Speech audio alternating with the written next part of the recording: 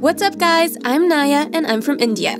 My mom raised me all by herself, and she didn't have it easy. We were poor. Very poor. She worked as a maid for this super rich family, and when I was 8 years old, I begged my mom to let me work with her too so we could earn extra money. Please, Mom, I want to help. Oh, I don't know. Please. Oh, okay, honey. Thank you. Yay! I was excited, but I didn't really understand how terrible my mom's work was. When we arrived, I was so shocked by how massive the house was. It was a mansion, all white and pristine like a palace.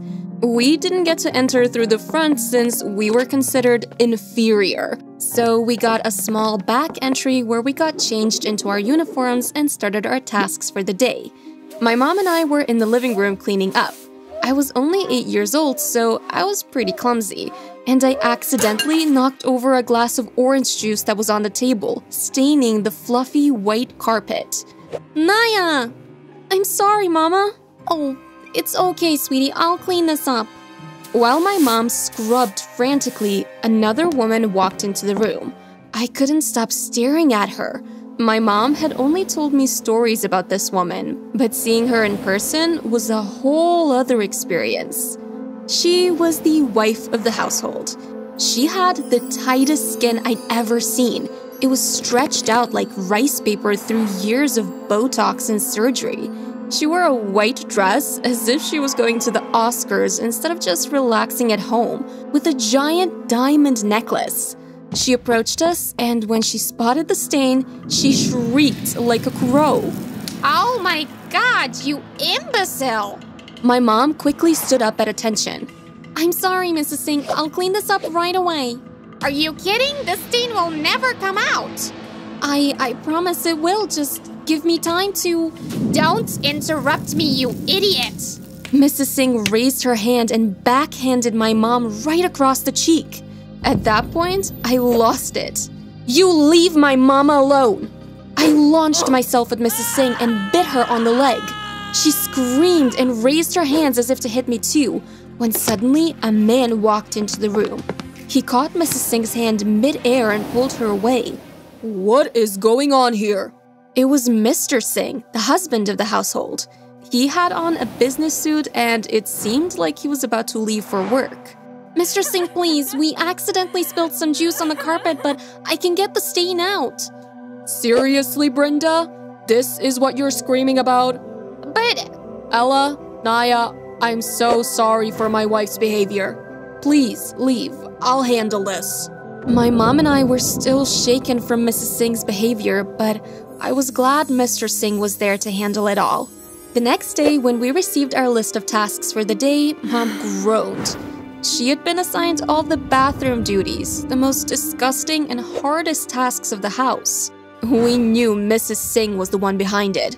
This was her way of punishing my mom. While my mom headed to the bathroom, I went to the garden where I was supposed to clear out the weeds. The sun was boiling, and I actually felt like my skin was melting off my bones. I pulled out weed after weed after weed, wondering how my mom was doing, when suddenly I heard a splash behind me. Some boy had just jumped into the pool. The Singhs didn't have a son, so I was curious who this strange boy was. Hey, you! The boy was talking to me. What? Come in and swim. I can't. I have to clean up this garden. Oh, come on. Don't be such a party pooper. But The boy splashed some water at me. I gasped. Hey, stop it! Come in! Suddenly, the boy leapt out of the water and pulled me in. Whoa! No! We fell into the pool. Water splashed everywhere and I was drenched. When we resurfaced, the boy introduced himself. I'm Ramesh. I couldn't help it. I should have been mad, but I started laughing. Nice to meet you, Ramesh. I'm Naya. What is going on here? We turned suddenly. Mrs. Singh was there, and she looked as red as the planet Mars. Aw, come on, Auntie. We're just having fun. Ramesh, come out this second. Ramesh smiled apologetically at me, then hopped out of the pool. As they left, Mrs. Singh sent me a look as sharp as daggers. I sighed, climbed out of the pool, and got changed. Unknown to Ramesh, his aunt later came back to tell me to do double the original tasks I had for that day. Life wasn't too bad though. Ramesh and I hung out all the time, and usually it was just Ramesh tagging along while I did work. He often came to his aunt and uncle's house on weekends or for school breaks, and that way we got to see each other a lot. Mrs. Singh hated seeing us together though, but usually we managed to keep it a secret. Life was getting better, until one day it all came crashing down. My mom and I were scrubbing the floor when suddenly I saw Mom start to close her eyes. Mom collapsed to the floor, unconscious. Mom! I screamed for help as I tried to wake my mom up. Eventually, some of the other maids and servants arrived. Then Mr. Singh appeared. My mom, you have to help. She just collapsed. Please. Don't worry, Naya. She'll be all right. Then, like some sort of prince, Mr. Singh lifted my mom into his arms and carried her away. There was something about the look on his face when he cradled my mom that made me curious, but I was too worried to think about it too much. At the hospital, the doctors told us Mom was overstressed and needed to rest for a few days. By this point, my mom was awake, and when she heard the doctors say this, she immediately protested. No, I have to work, I have to earn money. If we don't, we won't be able to eat, pay rent, Ella. Mr. Singh held my mom's hand. Everything will be okay. You can stay in our spare bedroom while you rest. But Naya? Naya can stay with us too. Don't worry, I'll still pay for the days you miss while you rest. Sweetie, is that really a good idea? Brenda, not now. Mrs. Singh bit her lip. I could tell she hated the idea of my mom living in the same house as her, even though they had over 10 spare bedrooms. But I'll be honest, if my husband had spoken and touched a woman the way Mr. Singh touched my mom, I would have been concerned too.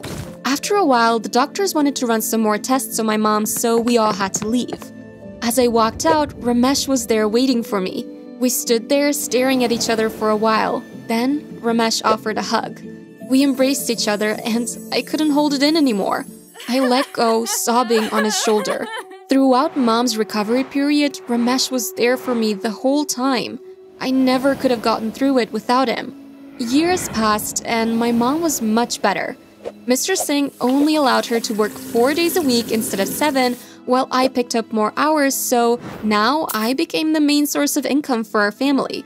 One day, when I was 15, I entered my mom's room to give her some food, but her bed was empty. She's probably at the store. I forgot all about it and went to Mr. and Mrs. Singh's bedroom because I was supposed to mop the floors there. But when I entered, I got the shock of my life. Sitting on the bed, making out like some sort of Hollywood movie couple, was Mr. Singh and my mom. Oh my god! They broke apart and looked at me in alarm. Naya, I can explain. What the heck? My heart dropped. Mrs. Singh was behind me looking through the doorway. And when she spotted Mom and her husband, she screamed until it felt like the whole house was shaking. Are you kidding? You're cheating on me with the maid? Honey, look, Yes, go on, explain yourself. That's it. You. Mrs. Singh pointed at my mom. You're fired, and you can bring your bratty daughter with you. I looked at Mr. Singh, expecting him to step in and do something, but he just looked away. I scoffed. Come on, Mom, we don't need them. Mom sighed sadly, and we packed our things up and left. As it turned out, we really did need them. No one would hire us again after that. And my guess is that Mrs. Singh contacted everyone she could and banned them from hiring us, ruining our reputations. My mom and I became homeless and lived under a bridge with the other homeless people. One night, when we were getting ready for bed on our cardboard sheets, we heard a commotion down the other end of the bridge. Quickly, we rushed over to see what was happening, and I was surprised to see Ramesh there. Hey, get off! One of the homeless people was trying to steal his watch. I rushed over and stepped between them. He's with me. The man recognized me and backed away. I dragged Ramesh over to our little nook and sat him down. What are you doing here? It's not safe. I had to come see you. I have an offer for you. An offer? I want you and your mom to come work for my family. It's on the other side of town, but it's good money and we'll treat you kindly, unlike my auntie. But your parents, are you sure? Don't worry, my parents hate auntie. They would love to have you. Oh, Ramesh, thank you. I hugged him, and the next day we got started right away. Turns out Ramesh was just as rich as his aunt and uncle. His house wasn't as big as theirs, but it was still absurdly enormous with a giant swimming pool and a garden as big as a national park. While my mom got started cleaning the floors of the bedrooms, Ramesh told me he had a special task for me in his room. When we arrived, he shut the door and looked at me mischievously. Surprise! You don't have to do any work. What? I told my parents that you can be my tutor so you can work and earn money here without doing any actual work. Wow, Ramesh, that's so nice of you, but why would you do that for me? Ramesh blushed. Well, you see, actually, I really like you. Electricity shot through my heart. Oh, wow, we stood there for a bit, unsure what to do, but then I took a deep breath and just went for it. I kissed Ramesh, and pretty soon we held on to each other dearly. But then suddenly the door opened and my mom walked in, her broom in hand. Oh! My mom froze. Ignore me. She left quickly and shut the door. Ramesh and I grinned sheepishly at each other. It looked like life was good again. The next day, Ramesh's family was having dinner at his house. This time, I actually had to do some work, and me and my mom were in charge of serving the guests. The dinner bell rang, and we emerged from the kitchen with the dinner. As we handed each guest their plates, I looked up in alarm as Mr. and Mrs. Singh were there. Mr. Singh was staring at my mom while my mom tried to avoid his eye contact, and Mrs. Singh was staring at her husband. Eventually, Mom went to give Mrs. Singh her meal, when suddenly, Mrs. Singh jutted out her elbow, hitting my mom and causing the tray of meals to fall to the floor. Mr. Singh had a lobster on his shoulder. He quickly flicked it off and tried to help my mom. Please stop, I don't need your help. Mr. Singh hesitated, then got back in his seat while Mom and I cleared it all up. When we left, I could see Mrs. Singh sniggering at my mom. It was so unfair. Later, for dessert, my mom gave everyone their food. Mrs. Singh took one bite of her cake, then she started coughing uncontrollably. Are there nuts in here? There shouldn't be. Mrs. Singh collapsed to the floor and started choking. We called an ambulance, and luckily Ramesh's mom had a peanut allergy injection on hand. Thankfully, Mrs. Singh regained consciousness and the swelling died down, but as soon as she was okay, she looked at my mom. You're going to jail for this. What? You tried to kill me. While murmurs spread through the dinner table, Ramesh took me and Mom away to the kitchen. Ramesh, Mom didn't do it. She would never. I know. Look, there's something I have to tell you. Earlier on, when everyone was distracted, I saw Mr. Singh head into the kitchen. I was curious what he was going to do, so I followed him, and you'll never believe what I saw. He spiked Mrs. Singh's cake with some peanuts. Oh my God. You don't think... Did he do it on purpose? Was he really trying to kill his own wife? Maybe. He might have done it so he could get her out of the way and, I don't know, maybe get back with your mom? We have to tell Mrs. Singh so she doesn't sue my mom. No, we can't. What? But why? I don't want to get Amar into trouble. But Mom, you're being falsely accused of murder. But no, I'm dealing with this now. I burst into the dining room and stood up on the table. I explained everything to the whole audience. Ramesh stood up on the table too and confirmed my case. Everyone was so shocked, but no one was more shocked than Mrs. Singh. She took one look at her husband, then slapped him across the face. You're lucky I love money too much to divorce you. Mrs. Singh turned to my mom. Ella, look, I'm so sorry. I know I've been hard on you. You're a kind woman and you've been nothing but accepting of me. Can you forgive me?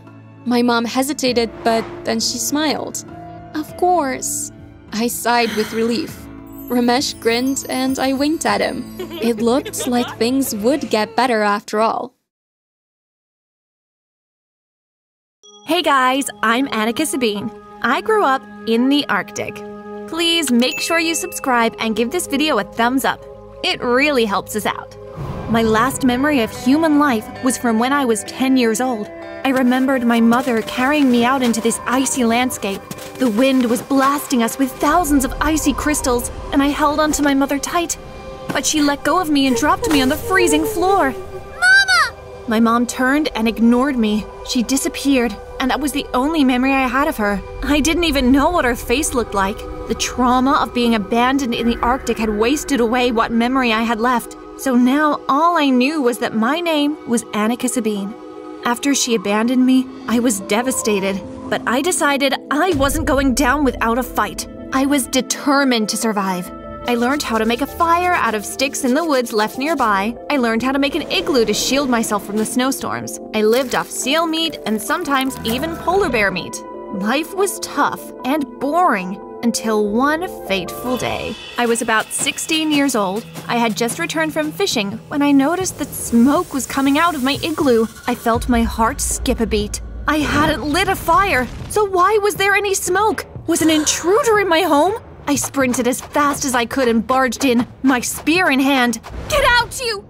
I froze. It was a guy, and he looked about my age. He was wearing a coat made out of bear fur, and as he looked up at me, I noticed his gorgeous brown eyes. Who are you? I'm Sake, the boy coughed.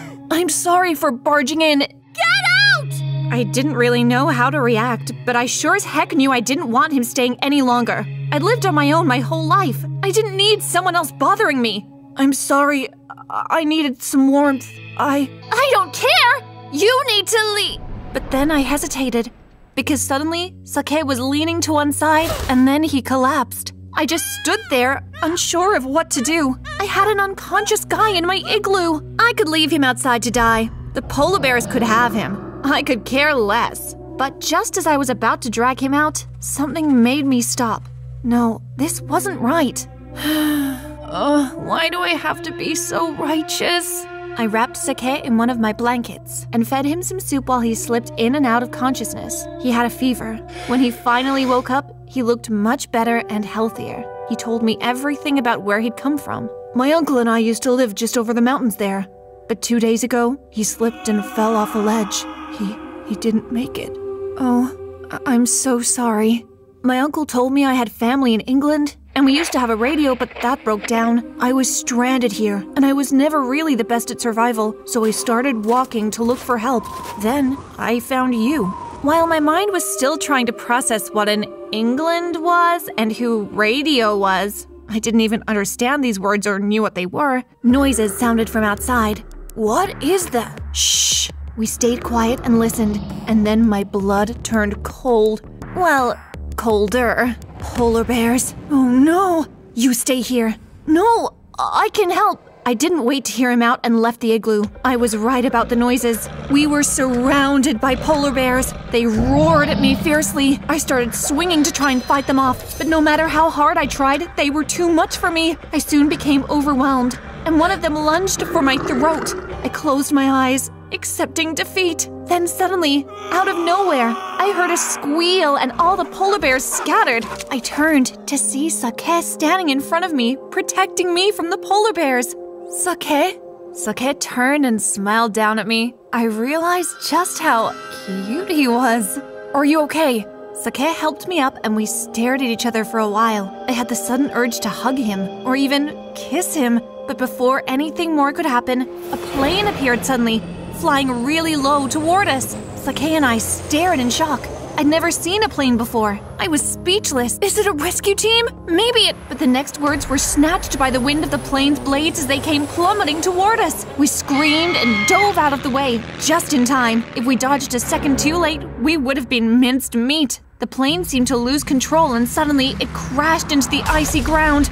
Oh my god! A giant cloud of smoke rose in the air as the plane sat there like broken glass. Sake and I took one look at each other, then we started sprinting towards the plane. We arrived and searched desperately for any survivors. Over here! I followed Sake's voice and found him pulling out a woman. It looked like she was in her 40s. For some reason, I felt like I recognized her. But I shook the thought away quickly, and together we dragged her out of danger. We double-checked for more survivors, but it seemed she had been the only one on board.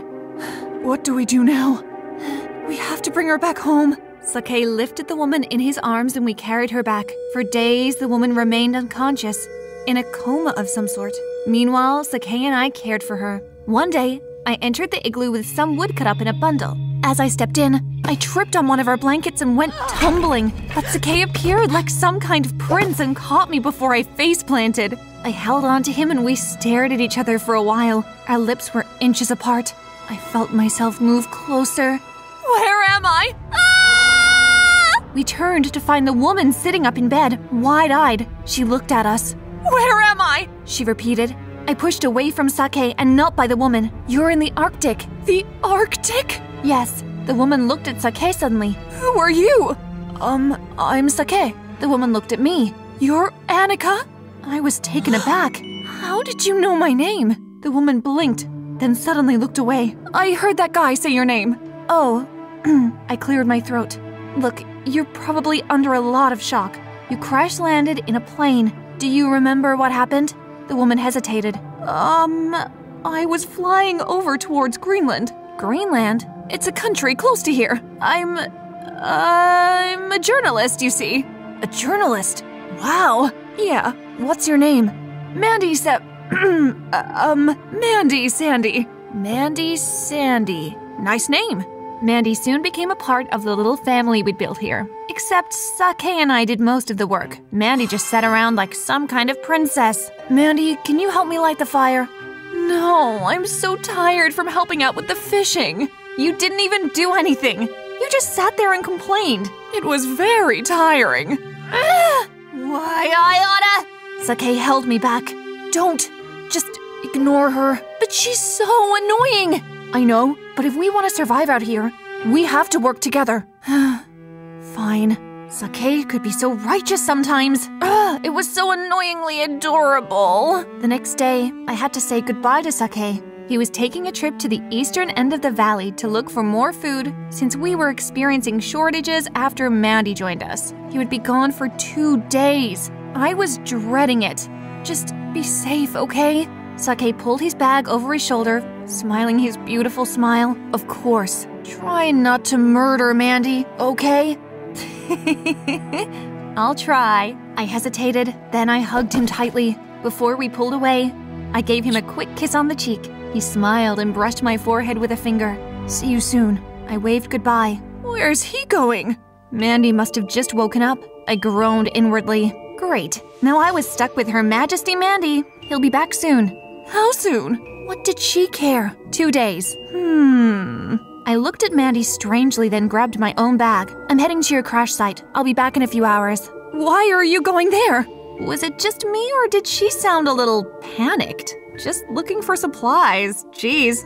What's with all the questions? I said goodbye and took off. For some reason, I felt like Mandy was hiding something from me. Half an hour later, I arrived at the crash site. Plane debris still scattered on the ground. It was so creepy. I started rummaging through anything that looked salvageable when I came upon what looked like a purse. This must be Mandy's. I opened it up, and sure enough, it had something that must have been money, credit cards, and an ID. I glanced at the ID, but what I saw made my blood run cold. Instead of the name Mandy Sandy, like she told us, the ID said her real name was Mandy Sabine.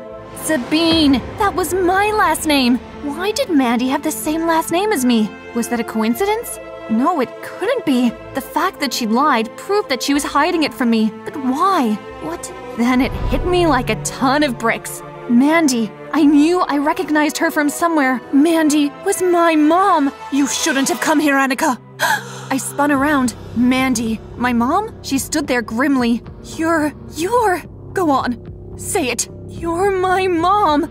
Mandy smiled, but it lacked all warmth. Yep. But I don't understand. Why are you here? Why did you abandon me? Mandy sighed. She turned to me. Because I hated you. I winced. I hated you and I didn't want you. You ruined my life. I could have been a model at Victoria's Secret fashion show. But no, you just had to come along and ruin my body. I worked as a journalist instead. A stupid, boring job. But one day, my work took me over to the Arctic. That's when I saw my chance. I dumped you here like the worthless thing that you are, and I left you. And I don't regret my decision one bit. You're a monster. It's nothing personal, just business. But why are you back here then? If you hate me so much, why did you come back?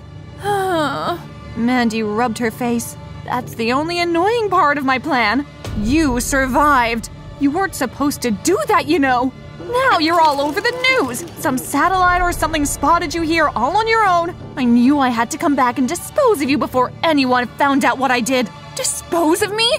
Oh my god, my mother really was a monster. How could I be related to her? Yep. Sorry, honey. Mandy lifted a spear from behind her back. The world will never know. Suddenly, anger coursed through my veins. How could life be so unfair? No, I won't let you win! I stamped my foot on the ground, but as I did, a crack appeared beneath me.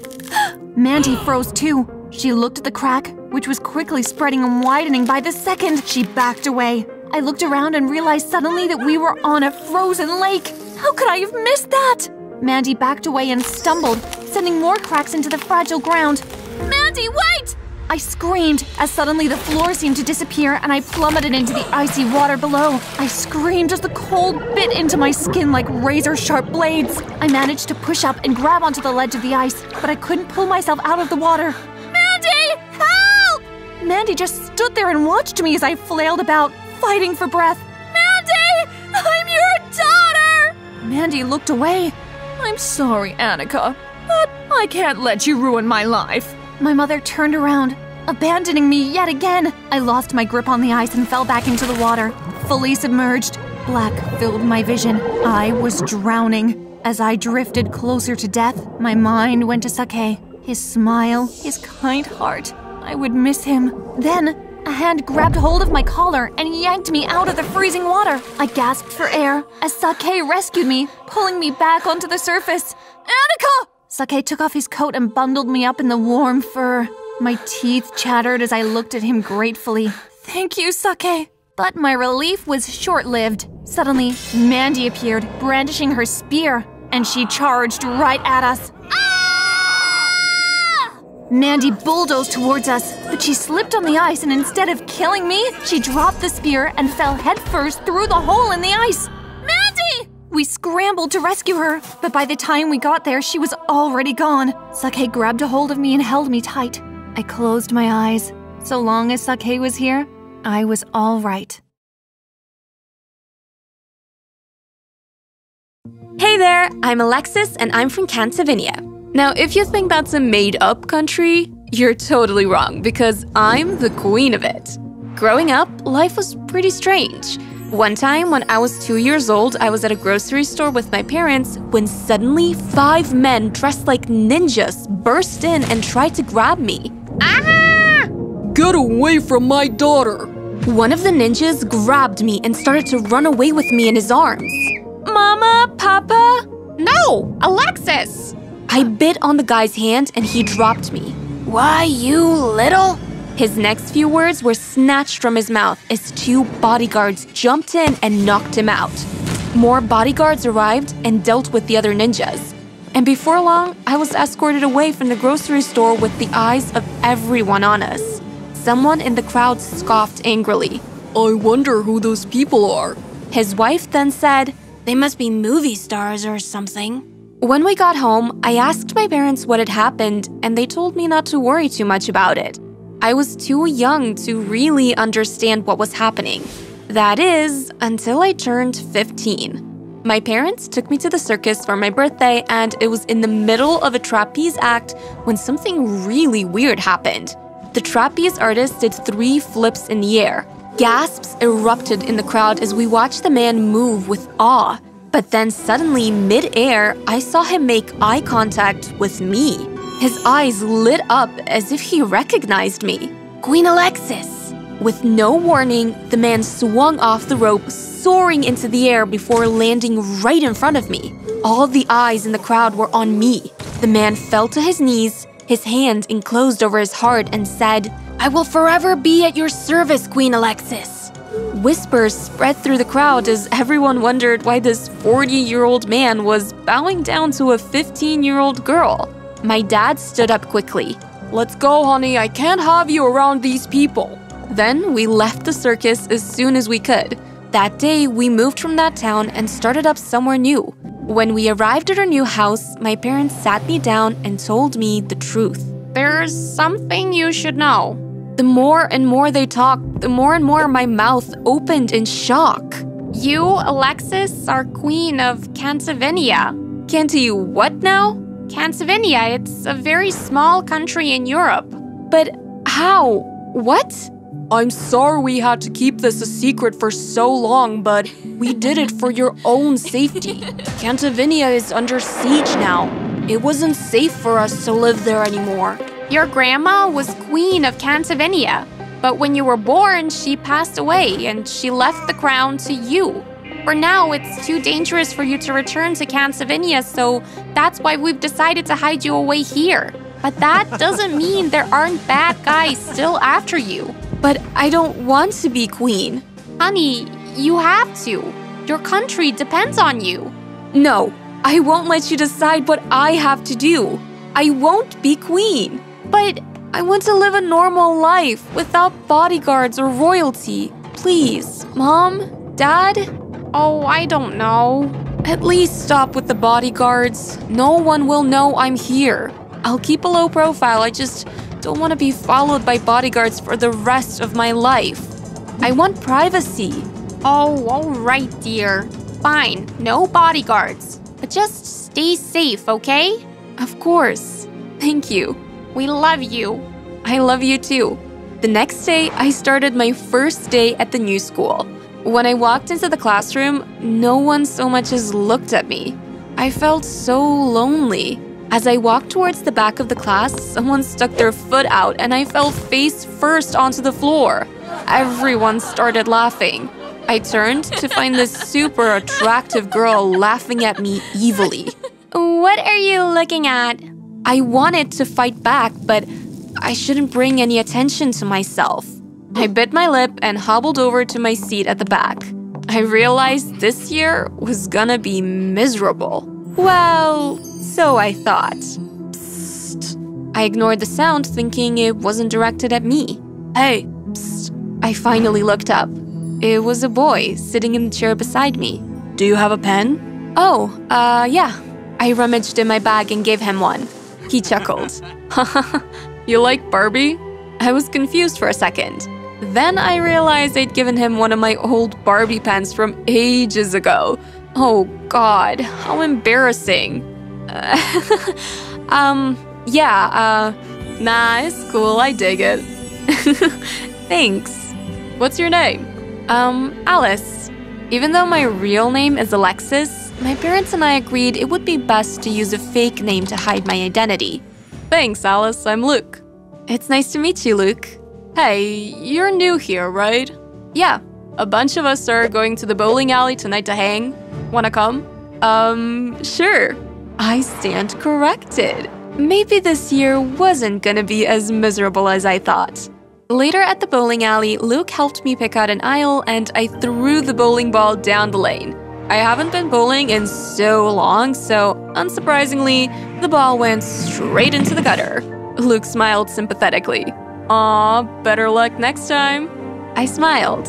But suddenly, we heard this high shriek of laughter that sounded more like cats screeching. Oh my God, that was pathetic. I looked up. It was the girl who had tripped me before at school. She had blonde hair pulled back so tight, I was surprised it didn't fall out. Seriously, who are you and why are you even here? Oi, Trixie, leave Alice alone. Ooh, Luke and Alice sitting in a tree. Kiss. I lost it. Shut up, would ya? Trixie smiled evilly. Oh, I'm so sorry, Your Highness. My heart literally froze. What did you say? Huh? What is up with you? Why did you say Your Highness? It's a saying, you idiots. Wow, you suck at bowling and you're an idiot. You have horrible tasting girlfriends, Luke. Come on, Alice, let's get out of here. Luke escorted me away. I was relieved. It seemed what Trixie said had just been a coincidence. No one was onto me. I could relax. Luke didn't seem to notice how weird I'd acted, and he actually asked me to hang out with him the next day too. We met at the park, and the first 3 hours were amazing. We laid on the grass, gazing at the clouds, had hot dogs, and skipped stones at the lake. It was perfect. Well, almost perfect. Until something crazy happened when we went to watch a game of soccer that a bunch of people were having on the field. Luke and I sat together, and I could feel his arm next to mine. Slowly, our hands started to reach towards each other when I heard a huge bam, and someone screamed, "Look out!" Too late, I glanced up to see a football shooting towards me. It was too late to move. I was gonna get hit when Luke suddenly punched the ball out of the way, saving my face with just seconds to spare. Luke, that was insane. Seriously, those reflexes were crazy. Oh, the look on your face. Trixie, what is your problem? Oh, you two lovebirds make me sick. Why don't you gaze into each other's eyes somewhere else? Trixie, seriously, Luke, it's fine. But Alice, Luke? I tilted his head towards me and pressed my lips onto his. Everyone watching us gasped, and I heard Trixie squeal with rage. I can't believe these two. And walk off. I didn't care though. All I cared about was Luke, the perfect guy right in front of me. We kissed for a while, then said goodbye and promised to hang out again. We started dating officially, and weeks went by. On our 1-month anniversary, Luke took me to a candlelit dinner by the lake, and I decided it was time I told him my secret. Luke, I love you, and I have something to tell you. What is it? I'm a queen. Luke nearly choked on his orange juice. What? I explained everything to him. It was hard for him to process, but eventually he accepted the fact that I was the queen of an entire country in hiding. I was actually surprised that he believed me so readily. But I guess that's what made him an even more perfect boyfriend. The next evening, I invited Luke over to have dinner with my parents. When we arrived, I could tell my mom was really impressed. What a charming, handsome young man.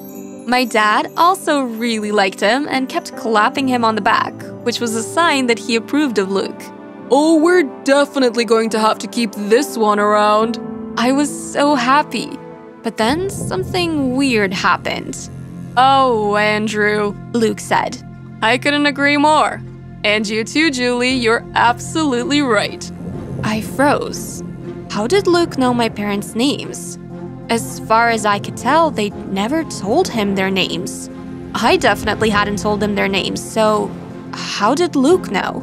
I decided to brush the thought away and didn't think much more of it. The next day, I was in Luke's room. We were watching a movie, and then Luke went up to the bathroom. I paused the movie to wait for him, but I must have accidentally clicked something else because suddenly a file showed up on his laptop. I started reading and realized it was a file on me. It listed everything from what I had done that day to what I had eaten for breakfast. It was so creepy. Why did Luke have this? Was he following me? Oh God, was Luke a stalker? Luke returned and froze. What are you doing? What am I doing? What are you doing? Why do you have all these files on me? Luke, you have to explain what's going on. I can't, Alice. There's a reason for this, I promise, but I can't tell you what it is. You gotta just trust me on this. Are you kidding me? No. You either tell me or we're through. Alice. Luke stood there motionless. I couldn't believe it. Goodbye, Luke. Alice, wait. I bolted from his room and ran all the way home. I didn't speak to Luke for the next couple of days. My parents knew nothing about our breakup, so they couldn't understand why I was so sad. I could hear them downstairs. What's gotten into our daughter? I'm not sure, but Do you think this can be too dangerous to have her here? Should I ship her out to a different country? Days led on to weeks, and I couldn't take it anymore. I had to see Luke. Maybe we could work this out, have a talk and get through it. I walked over to his house after school and looked into his window. But what I saw shattered my heart into a million tiny pieces. Luke and Trixie were together in his room, and Trixie was hugging him. Oh, Trixie, thanks for coming over. I really needed someone to be here with me. Don't worry, Luke, I would never pass on a moment like this. So now Luke was a creep and he was cheating on me. And with Trixie? Seriously? I was frozen. I couldn't move my feet. It felt like they were glued to the ground. Luke and Trixie broke apart. Then Luke spotted me through the window. Alice, wait! Hot tears trickled down my face. I spun around and started running. I didn't know where I was going. Suddenly, dark, brooding clouds rolled across the sky and down the rain came heavily. I rushed to a bridge and hid underneath to escape the rain. It was cold and wet and I was shivering uncontrollably. Could life get any worse? Turns out it could. Suddenly, out of the shadows, appearing like ghosts, at least 10 people dressed in black appeared. I suddenly recognized their outfits from the time when I was 2, when ninjas had appeared at the grocery store. Oh no, they'd found me! I was ready to accept defeat when out of nowhere Trixie appeared. Trixie? Don't worry, Your Highness, I'll protect you. Then, like some kind of karate kid, Trixie started to fight off the ninjas. She hit them one by one, pulling roundhouse kicks mid-air, karate chopping them until they were all unconscious. I was flabbergasted. Trixie had just beaten 10 ninjas all by herself. What was going on? Suddenly, Luke arrived. Alexis! Oh, thank God, you're okay! He hugged me tight, but I shoved him away. He had called me Alexis. How did he know my real name? You, explain. Luke looked sad. Okay, the truth. The truth is, your parents hired me as your bodyguard. I couldn't believe this. So, us? Our love, it's all a lie? No, that's the thing. Well, at first, I was hired to date you and protect you at the same time. I can't believe. But then, once I got to know you, I realized how kind and funny and smart you are. I fell in love with you. For real. Luke, I don't know. Oh, please, Queen Alexis. Trixie approached us, her hands bloody. Luke is head over heels for you. But in your room, you two... Us? Luke chuckled. Trust me, Trixie and I are not a thing. Hey, not so fast, Luke. I have feelings for you too, but I'm willing to step down. Anything for our queen. Trixie! So, you're my bodyguard too? Yep. I can't believe this. My parents are such liars. So, Alexis, Alice, whoever, I don't care. Will you forgive me? Oh, Luke, I can never say no to you. I kissed him, and it felt like I was the queen of the world. When I was born, it was on a pirate ship. When I took my first steps, it was on a pirate ship. When I said my first words, you guessed it, I was on a pirate ship. My parents were the greatest pirates who ever sailed the seas. Other pirates cowered whenever they saw the flag of my family, the Shellwalkers, wave up in the air. Growing up, I loved the pirate life, the adrenaline, the fresh ocean breeze. My parents always make sure to take good care of me too. Life was good until it all came crashing down with the force of a tsunami. One night, I was in my room when I heard a loud crash. I ran outside to find colossal waves and a giant storm above us. Mom! Dad! Tina! Quick! Get to the lifeboat! No! I'm not leaving you two! Henry! Take her! We'll be with you soon, honey! Henry, my parents' right-hand man, lifted me up and ran with me to the lifeboat at the side of the ship. We hopped in, but suddenly the rope holding it up snapped and the boat fell into the water with us in it. Mom! Dad! them, but it was too late. A giant wave appeared and capsized the ship, smashing it into pieces. There was no way anyone could survive that. Henry and I tried to stay afloat, but our lifeboat got overturned too, and suddenly I blacked out. What seemed like eons later, I woke up on a desolate island. There was no one there. No one had survived the storm. I was utterly alone. Days, and then weeks passed before I saw any sign of life. I managed to survive off crabs and coconuts. Then finally one day, a ship arrived on the island. A whole crew of men walked off the ship. Huh! Look at what we have here. Hello, little girl. You got any treasure on you? Then suddenly one of them gasped. Wait, that's the Shellwalkers, kid! The Shellwalkers? Please help! My parents, our ship. I'm the only one who survived the storm. The crew of pirates hesitated. Then their captain stepped forward.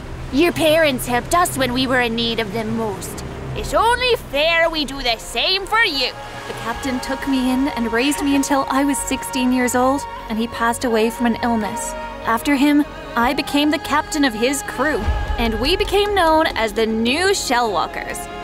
After many years of hard work and struggle, I managed to train my crew into becoming the best pirate crew out there. I wanted to make my parents proud. Captain Shellwalker, there's a ship heading our way. What? Starboard side! All right, crew, you know the drill. Ready the cannons! My crew got into place within a few seconds. I nodded approvingly. The ship approached closer and closer. I grabbed a giant conch shell and shouted into it. Ahoy there! Who are you? Speak your business! There was no reply. Then suddenly, a white flag raised. Help! We're sinking! It didn't look like their ship was sinking, but I immediately called my crew to stand down. We always helped those in need. Ready the planks! We need to help these people! But Captain Skywalker, this could be a trap! You heard me! Get to it! With reluctance, my crew began to ready the planks and lifebuoys. The other ship soon arrived beside us. When they arrived, I saw someone who appeared to be their captain. He leaped across the giant gap between the boats as if it was nothing, then landed with a thud on my ship. He hadn't even asked if he could board yet, but when he looked up at me, I gasped. He was so handsome. I don't think I'd ever seen anyone as handsome as him before. Good day, miss. Where's your captain? I was a little stunned at first, but I gathered myself quickly. I am the captain of this crew, Captain Shellwalker. He looked surprised. Good day, Captain Shellwalker. I'm Captain Redhawk, and I'm taking over this ship. Excuse me? Suddenly, there was a giant roar, and the other crew leaped onto our ship. You liar! Captain Redhawk grinned. Sorry, miss. Nothing personal. I growled as I unsheathed my sword. We began an epic duel, the Shellwalkers against the Redhawks. But the Redhawks had a much bigger crew than ours, and before long, I was the only one left standing. The rest of my crew had been tied up in rope. Redhawk smiled charmingly as he approached me with his sword. Listen, miss. You can call me Captain Shellwalker. Captain Shellwalker, just surrender. You're outnumbered. Never. Let's kill her, Captain! Yeah, kill her! Redhawk looked a little concerned, but then the look vanished. No, men, you know that's not how we roll. His crew grumbled in annoyance. Redhawk turned to me. Surrender. No! Redhawk rolled his eyes, then he lunged at me. I expected him to stab me, but instead he brought the butt of his sword around and knocked me out. I saw stars before I collapsed to the ground. When I woke up the next day, I was in a tiny cell. I was still on a ship since I could feel the sway of the ocean below me. Suddenly, the door opened and Redhawk walked in. What have you done with my crew? Redhawk walked in calmly. Relax, miss, they're fine. I told you, you can call me Captain Shellwalker. Now where is my crew? They're in a separate dungeon downstairs. I gave you this private cell to show you some mercy. I'm being kind. Kind? Kind! You tricked us! That's pirating for you, Missy. What are you going to do with us? Well, I know the name Shellwalker, you see. I've heard about you before. And so have a lot of people. The king actually has a bounty on you and your crew. So, I'll sell you to the king. It's a very nice reward. Oh, and I'm taking your ship and the rest of your treasure too. You worthless brat! Red Hawk winked at me. I couldn't help it. I blushed. Well, I'll see you tomorrow then, miss. Sleep well. He shut the door, and the room went dark. I sat there, helpless. I had failed my parents, my crew. What could I do now? The next morning, one of Red Hawk's men walked in and woke me up. Get ready. The captain wants to see you. I yawned and stood up. The man grabbed some rope and tied me up before shoving me ahead. What could Red Hawk want with me? Did he want to brag in my face about the horrors I would soon face? Here she is, Captain. Thank you, John. The man left, leaving me alone with Red Hawk in his private office, it seemed. What do you want? Red Hawk waved a hand at the table. I thought you could eat one last nice meal before I send you off to the king. What was this? Did he feel sorry for me? Suddenly, I realized I could play this to my advantage. Now, I had a plan. Oh, thank you. I sat down at the opposite end of the table. Red Hawk smiled at me. Dig in. I showed him my tied hands. I can't really eat. Red Hawk raised his eyebrows. You really think I'm that stupid? I know you'll jump me the moment I untie you. I shrugged my shoulders. I just wanted to eat. You can make do. I sighed and began to eat the bread. It was delicious. Was Red Hawk really just being kind? I looked up. Listen, Red Hawk, what's your deal? My deal? How did you end up captain of a pirate ship? You're handsome. You seem young. Why are you here? I could say the same thing about you. You're beautiful. You're young. Why are you a captain? I hesitated. I was supposed to seduce him, not the other way around. I took a deep breath. I asked you first. My parents. Red Hawk stood up, then walked over to the window and looked out. Slowly, I stood up and approached him. They passed away when I was very young. I stood closer to him. I could see the golden ends of his hair. Me too. Really? Yeah. I got stranded on an island before this crew picked me up. Wow, we're pretty similar, you know. I nodded. I stepped even closer. I wasn't kidding, you know. What? When I said you were handsome? Really? You're the most handsome guy I've ever seen. Red Hawk looked at me, his eyes round and full of emotion. And that's when I struck. I smacked him on the temple and his knees crumbled beneath him. I checked to make sure he was truly passed out, and luckily he was. Then I grabbed a knife from the table and cut through my hand ties. Before long, I was free. Time to get my crew back. I rummaged through Red Hawk's pockets and found the key to the dungeons. I ran down into the dungeons below deck. Captain Shellwalker! Shh! Don't let them hear you. I unlocked my crew cells and we readied ourselves for battle. Let's get our ship back! My crew roared in excitement. We charged above deck and faced the Red Hawk's unknowing crew. I'm the new captain of this ship! Surrender or face the consequences! The other crew panicked as they faced my group of warriors. Suddenly, one of them grabbed a stick of dynamite. Wait, no! Too late. The idiot threw the dynamite and a giant hole exploded in the ship, narrowingly missing my feet. Suddenly, water poured in from below, and the ship groaned as it began to sink. Quick! To the other ship! Behind this ship, my own ship had been towed by rope and was unaffected by the dynamite. Everyone scrambled for the other ship. All thoughts of attacking each other went out the window. Pretty soon, all of us were on my ship. No more fighting! We must work together now. It seemed Red Hawk's crew would comply. But suddenly, I noticed someone was missing. Your captain! He's still on the sinking ship! He's in his private office! None of his crew moved a muscle. You're gonna abandon him? All they did was look at me. I groaned. Don't save him, Captain. He's not worth it. Yeah, he tricked us. He was gonna turn us into the king. I knew they were right, but there was something about him. I couldn't let him die. I leaped across the ships and into the sinking one. Water gathered at my feet, and when I opened the door to Red Hawk's private office, water flooded everywhere. Red Hawk! Where are you? I waded through until I found him floating by. I scrambled over and checked his breathing. Thankfully, he was still alive. I gave him a quick slap on the cheek and he woke up with a jolt. What? Where am I? The ship's sinking. Hurry! I can't carry you! Red Hawk nodded, and together we waded out of the office and back to the deck. We clambered onto my own ship and collapsed on top of each other.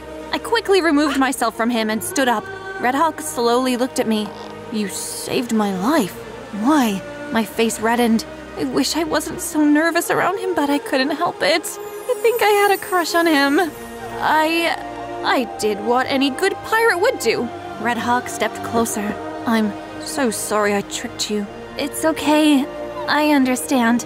Red Hawk grinned his charming grin and leaned in. Suddenly, we kissed. I didn't know what to do, what to think, but I didn't push him away. Then, someone yanked Red Hawk away from me.